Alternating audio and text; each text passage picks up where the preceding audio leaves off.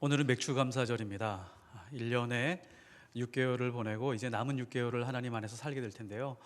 지난 6개월을 하나님께서 인도해 주시고 이끌어 주신 그 은혜에 감사드리면서 예배 드리길 원합니다. 오늘 말씀의 제목은 첫 열매로 살라라는 제목으로 하나님 말씀 전하겠습니다. 이집트에서 히브리 백성들이 탈출을 했습니다. 탈출하고 그 첫 해 1월 14일 그리고 15일부터 시작해서 45일 후에 시내산에 도착하게 됩니다. 시내산에 도착한 다음 11개월을 머물게 됩니다. 이 11개월 동안 하나님은 이스라엘 백성, 히브리 백성들에게 가장 중요한 가르침 두 가지를 알려주십니다. 그 두 가지 중에 하나가 율법이고 또 다른 하나는 절기입니다. 성경에는 세 번의 아주 중요한 절기가 나오고 있는데요. 그것이 바로 유월절, 칠칠절, 초막절입니다. 하나님은 유월절 이후에 시내산에 도착하고 3개월도 채 되지 않았을 때 완전히 새로운 절기를 하나 직접 지정하시게 되고 그 절기를 지키라고 명령하십니다. 그것이 바로 오늘 말씀 본문에 나오는 맥추절입니다. 맥추절은 6월절이 끝나고 7주 뒤에 50일이 되었을 때 첫 열매를 수확하는 절기입니다. 성경에서요, 맥추절이라고 정확하게 기록하고 있는 곳은 출애굽기 23장이 유일합니다. 다른 곳에 있는 말씀은 맥추의 초실절 이렇게 나오고 있지만 정확하게 맥추절이라고 기록한 곳은 처음이자 마지막이라고 할 수 있습니다. 이 맥추절을 지키라고 하는 이 말씀은 그냥 일회적으로 한 번만 지키라고 하는 말씀이 아니라 매년 지켜서 기억하고 행하라 라고 하는 뜻입니다. 성경에 절기가 많이 나오고 있는데요, 이 절기의 내용이 무엇인가를 아는 것보다 훨씬 더 중요한 것이 있습니다. 이 절기는 누구의 절기느냐라고 하는 질문입니다. 누구의 절기일까요? 히브리 백성의 절기일까요? 이스라엘 백성의 절기일까요? 성경은 분명하게 누구의 절기인지를 말씀해 주고 있습니다. 레위기서 23장 2절에 보면 이스라엘 자손에게 말하여 이르라 이것이 나의 절기들이니. 성경에 나오고 있는 모든 절기들은 이스라엘 백성들만의 절기가 아니고 이 절기는 하나님의 절기다라고 그렇게 말씀하고 있습니다. 그러니까 이 절기의 주체는 누구냐? 사람이 아니라 하나님 자신이라고 하는 것을 레위기에서 우리에게 말씀하고 있는 것이죠. 그러니까 이 절기라고 하는 것은 여호와 하나님을 섬기고 있던 이스라엘 백성만의 절기, 그들의 전통이 아니라 창조주이신 여호와 하나님을 주로 모시는 온 땅에 있는 모든 백성들에게 다 귀속되는 절기라고 할 수 있습니다. 먼저 하나님이 정하신 모든 절기, 하나님의 절기들은 이렇게 이해하면 정확합니다. 하나님이 우리를 위해서 준비한 것이 하늘나라예요. 마지막이 하늘나라입니다. 그 하늘나라를 위한 리허설들을 심어두셨는데 그게 바로 절기들입니다. 절기의 초점은 과거에 있다라고 착각을 하고 있는데 그렇지 않습니다. 과거의 사건을 토대로 미래로 나아가고 있는 것입니다. 미래의 하늘나라에서 거행되는 혼인잔치의 모델 혹은 리허설로 지키는 것이 절기입니다. 그래서 모든 절기를 어떤 형식으로 만들어 놓느냐? 축제 형식으로 만들어 놓습니다. 왜 축제 형식일까요? 어린 양의 혼인잔치가 축제이기 때문에 그렇습니다. 모든 절기의 시작점은 유월절입니다. 그러니까 정확히 말하면 유월절의 어린 양으로부터 시작을 합니다. 유월절이 전제되지 않은 절기는 단 하나도 없습니다. 유월절 다음 날부터 지키는 그 일주일 동안 지키는 절기가 뭘까요? 무교절이라고 합니다. 무교절 한 주간 동안 누룩이 들어가 있지 않는 떡, 무교병을 먹습니다. 왜 하나님은 하나님의 절기를 지키면서 무교병, 누룩이 들어가지 않은 떡을 먹게 하셨을까요? 어린 양의 죽음을 통해서 시작된 구원의 문제는 인간의 어떤 인위적인 노력이나 행위가 가미되어서는 안 된다라고 하는 아주 중요한 뜻을 가지고 있습니다. 그리고 일주일 동안 맛이 없는 무교병을 먹으면서 히브리 백성들은 자기 집을 청소합니다. 성경은 이렇게 표현하고 있죠. 누룩을 제거하라. 무교병에 누룩이 들어가도 안 되는 것이지만 집안에 있는 모든 누룩을 제거하도록 했습니다.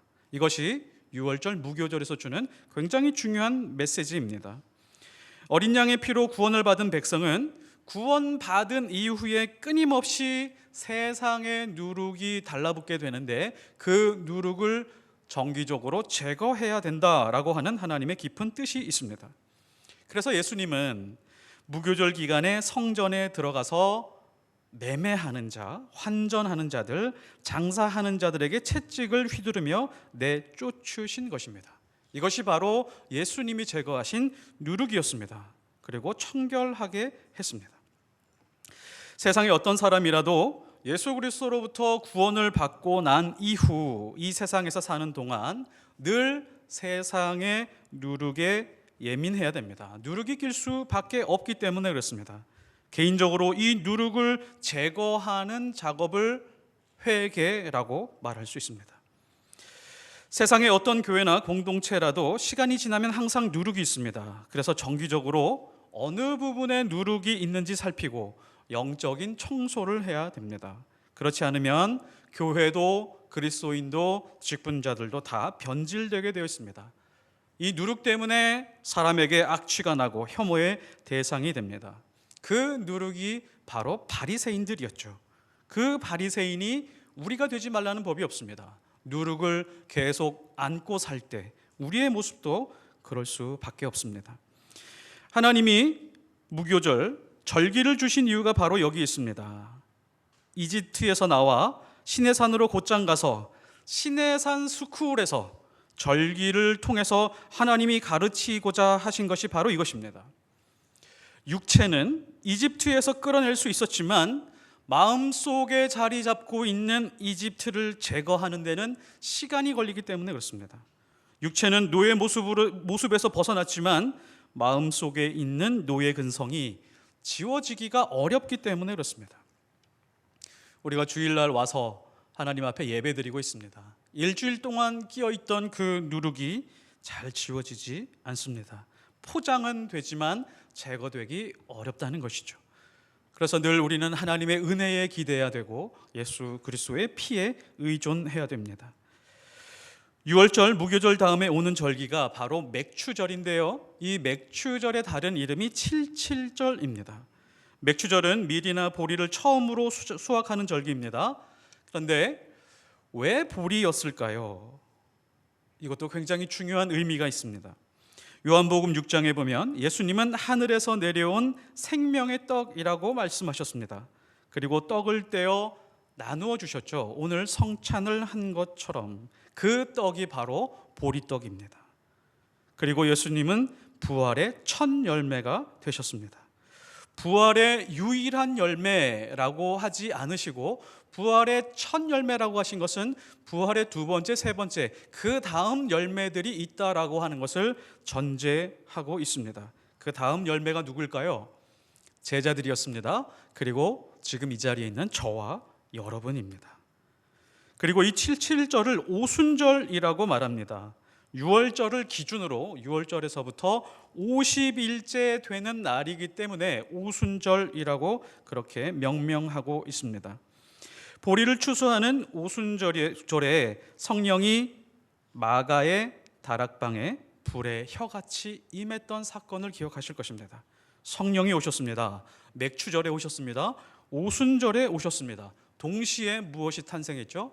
교회가 탄생했습니다. 그러니까 교회의 생일이 언제냐라고 우리에게 질문을 하면 오순절입니다. 정확하게는 맥추절입니다. 77절에 교회의 생일을 맞이하게 됐고 그때가 탄생하게 되었던 것이죠. 마가의 다락방에서 일어난 일과 매우 비슷한 일이 시내산에서 일어난 적이 있습니다. 6월절 다음 날 이집트에 나와서 시내산에 도착한 것이 45일째가 되었었는데요. 한 4, 5일, 5일째 되는 50일째 되는 날에 시내산에서 하나님이 불 가운데 강림하는 사건이 있었습니다. 출애굽기 19장 18절에 시내산의 연기가 자욱하니 여호와께서 불 가운데서 거기 강림하심이라. 오순절 마가다락방에 성령이 임하신 역사와 거의 흡사합니다.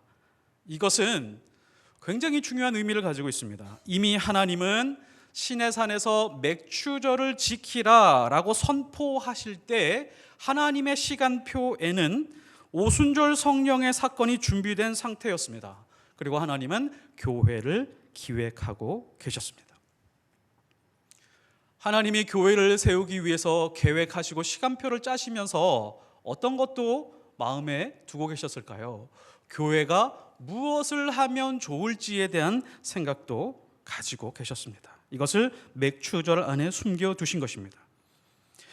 맥추절을 지키라고 하신 말씀은 인간들에게 요구하신 것이지만 하나님 입장에서 보면 하나님의 절기이기 때문에 하나님의 경륜 안에서 어린 양의 혼인잔치를 위한 아주 중요한 리허설을 맥추절 안에 숨겨두신 것입니다. 자, 그런데 오늘 말씀을 자세히 잘 읽어보면 매우 이상한 점이 있습니다. 맥추절을 지키라 라고 하신 그 시점과 그 시간과 공간이 매우 이상합니다. 그냥 이상한 것이 아니라 매우 이상합니다. 16절에 맥추절을 지키라. 이는 내가 수고하여 밭에 뿌린 것의 첫 열매를 거둠이라. 한번 잘 생각해 보십시오. 지금 하나님이 맥추절을 지키라 라고 하는 이 말씀의 배경이 어디일까요? 위치가 어디냐면 광야입니다. 수고해서 씨를 뿌릴 밭이 없는 곳입니다. 맥추절을 지키기 위해서는 필연적으로 가나안 땅으로 들어갈 수밖에 없고 거기서 지킬 수밖에 없는 절기입니다. 그렇다면 우리는 이렇게 질문해야죠.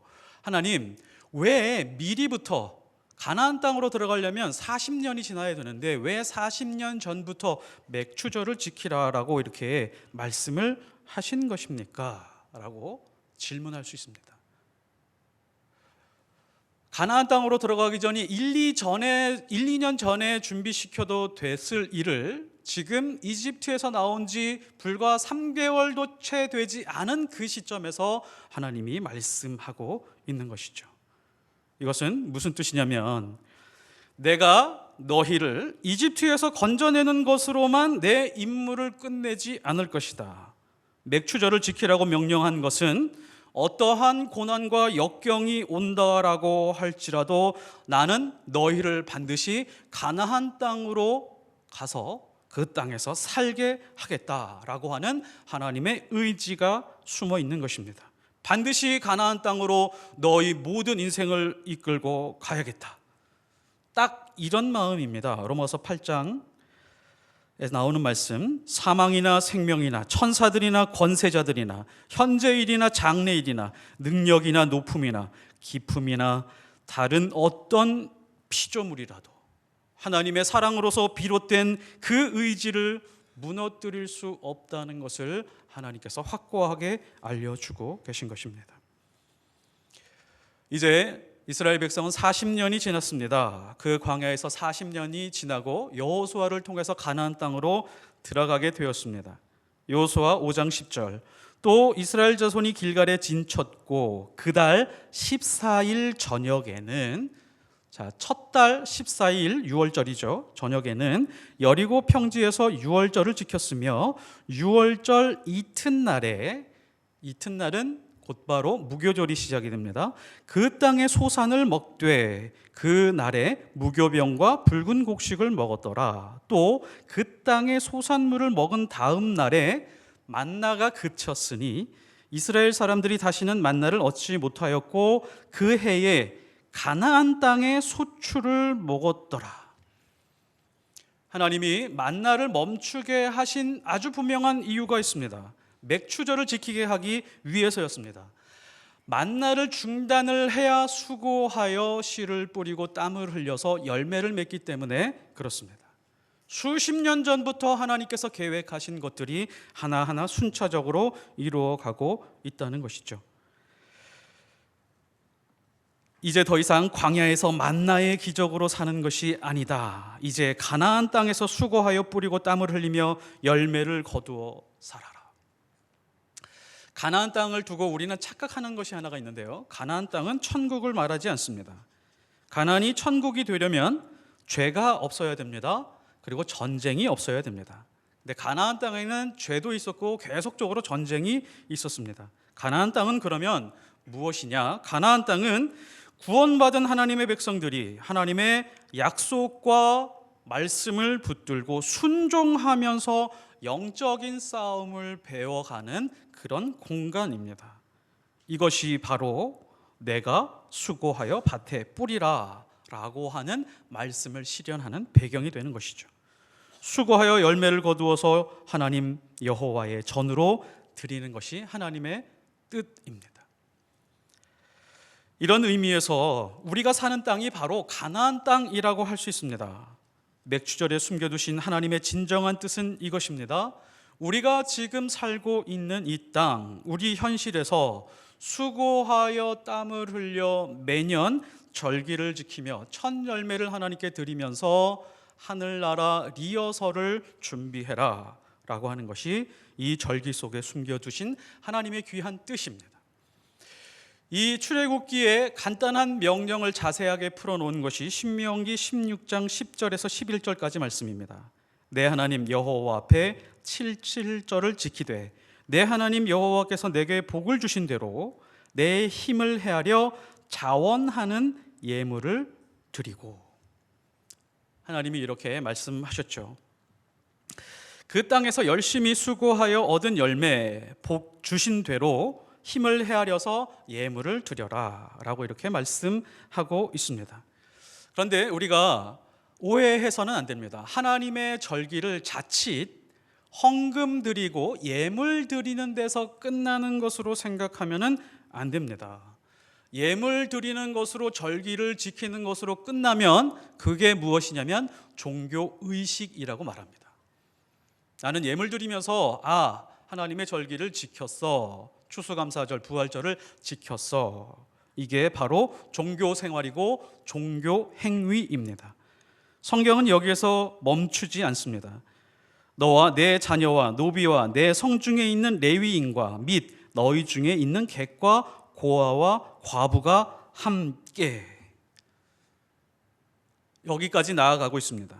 나그네와 고아와 과부는 공통분모가 있습니다. 이 사람들의 특징은 이 땅에 아무 기반이 없는 사람들입니다. 누군가의 도움이 없이는 존립이 불가능한 사람들입니다.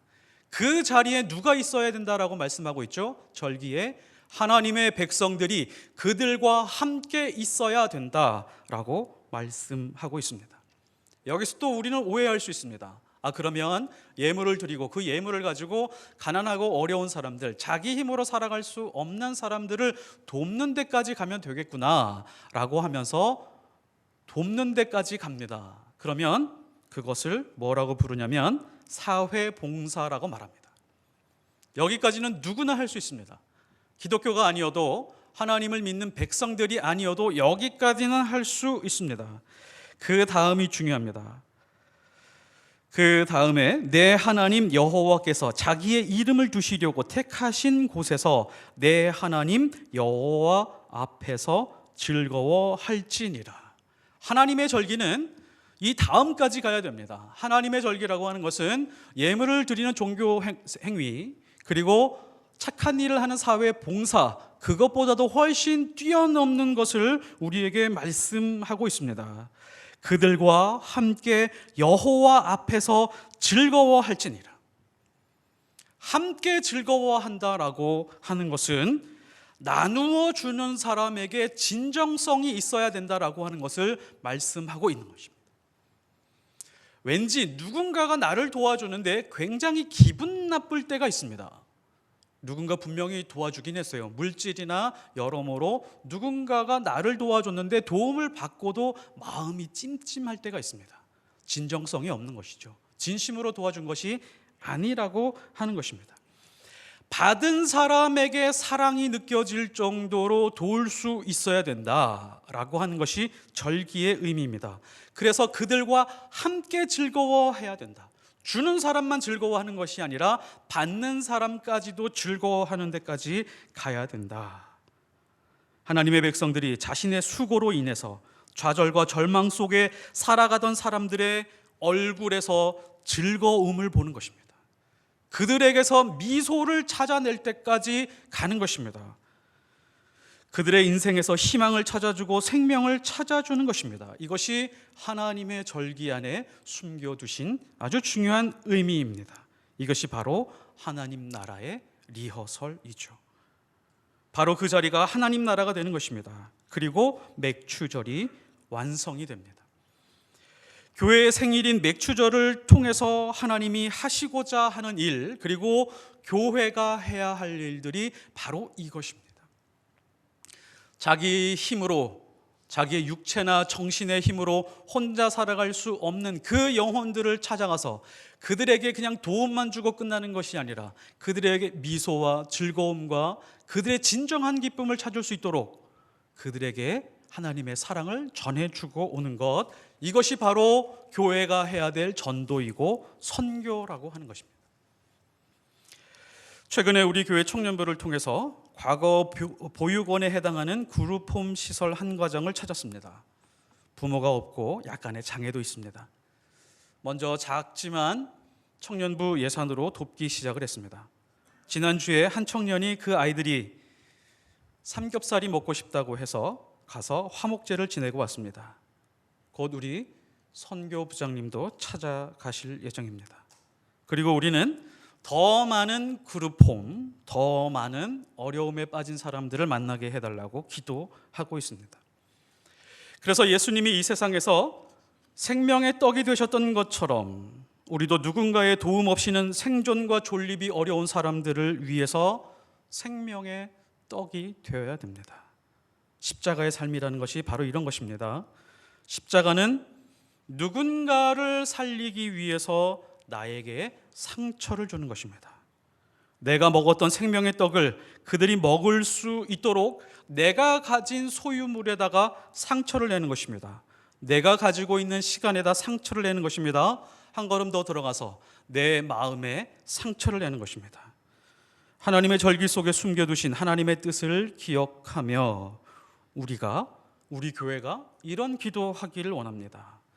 하나님, 그들의 미소를 보고 즐거움을 만나는 일을 하게 하옵소서. 그들의 웃음을 보고 그들에게 희망을 보는 일을 주옵소서. 우리가 오늘 나누었던 이 성찬의 의미가 바로 그것입니다. 생명의 떡이 되어서 우리를 살리신 것처럼 우리도 생명의 떡이 되어 누군가에게 희망이 되는 인생을 살겠다고 다짐하는 것, 이것이 성찬의 의미이고 맥추절의 완성이 되는 것입니다. 이런 은혜가 있기를 예수 그리스도의 이름으로 축복합니다. 기도하겠습니다. 하나님 아버지, 영원전부터 우리를 부르시고 계획하신 바가 있습니다. 그러나 우리는 우리 현실에 항상 매몰되어 하나님의 계획과 섭리를 등한시할 때가 많이 있습니다. 하나님 말씀 속에 숨겨두신 그 놀라우신 은혜들을 늘 갈급하게 하시고 그 목마름 속에 살게 하여 주옵소서. 우리 인생이 나만 잘 먹고 잘 살면 무슨 의미가 있겠습니까? 교회를 세우신 이유, 맥추절을 우리에게 가르쳐 지키게 하신 그 이유와 목적을 우리가 분명하게 깨닫게 하시고 우리가 그런 삶 살게 하옵소서. 예수 그리스도 이름으로 기도하였습니다. 아멘.